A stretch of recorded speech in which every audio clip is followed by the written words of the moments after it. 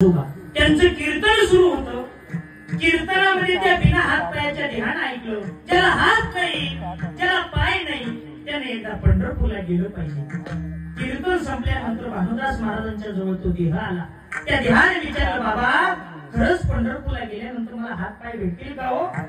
भानुदास महाराजांनी सांगितलं, वाट पाहे उभा भेटीची आवडी, कृपाळू तातली होता वेळ. तो भक्तांची वाट पाहतोय.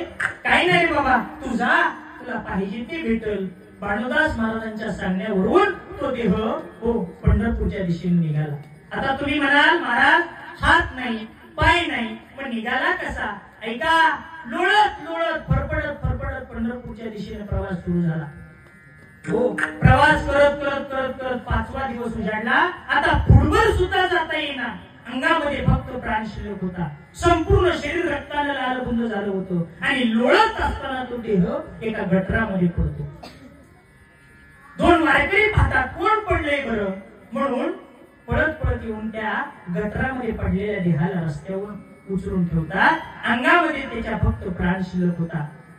त्या देहाला विचारलं, बाबा कुठे निघाला?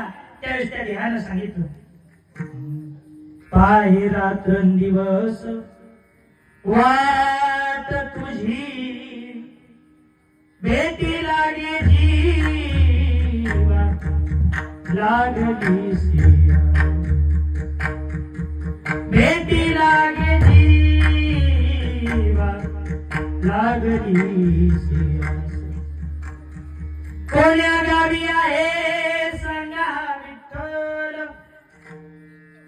म्हणती कुर्मदास आरती करुणी भेटावया तुम्हा बोला. त्या देहाचं नाव आहे संत कुर्मदास. अंगामध्ये फक्त प्राण शिल्लक होता. त्या 2 वारकऱ्यांना सांगितलं, पंढरीच्या राजाला म्हणाव, बिना हात पायाचा देह लोळत लोळत तुमच्या दर्शनासाठी आलाय, लहुळ गावामध्ये येऊन थांबलाय. आता फुटबॉल सुद्धा जाता येत नाही. जगाच्या मालकाला म्हणावं, तुम्हालाच तिकडे यावं लागेल. जगाच्या मालकानं पंढरीश पांडुरंग परमात्मानं नामदेवरायला ज्ञानोबाईला सोबत घेतलं आणि त्या कुर्मदासांच्या भेटीसाठी लहुळ गावात आले. लहुळ गाव पंढरपूर पासून 2 मैल अंतरावर ते गाव लागतं. आणि त्या लहुळ गावामध्ये आल्यानंतर एखादी आई जशी रानात जाते आणि रानातून घरी आल्याच्या नंतर आपलं लहान लेकरू जर घरी खेळत असलं ना, तर त्याला येऊन पटकन मांडीवर घेते, लढीवाळपणानं आपल्या हृदयाला लावते. तसं जगाच्या मालकानं पंढरीश पांडुरंग परमात्म्यानं रक्तानं लाल रुंद झालेला देह आपल्या मांडीवर घेतला आणि आपल्या हृदयाला लावला. आणि त्या कुर्मदासाला विचारलं, कुर्मदासा तुला काय पाहिजे?